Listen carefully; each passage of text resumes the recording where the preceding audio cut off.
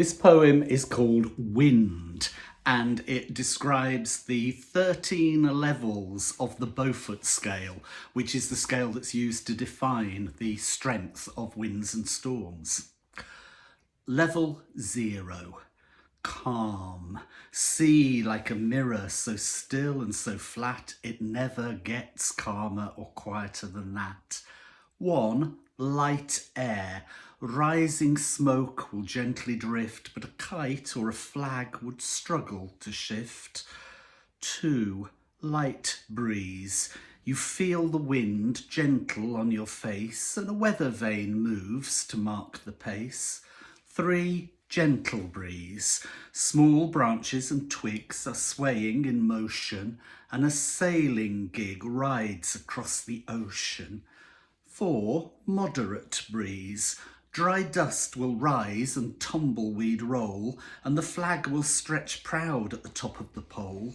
5, fresh breeze. Small trees will sway, at sea there's spray, and a Scotsman will fear the breeze round his knees. 6, strong breeze. A kite takes flight, so hold on tight as white horses ride high on the seas. 7, high wind. Children at play hold out their sleeves to see if they'll blow away like leaves.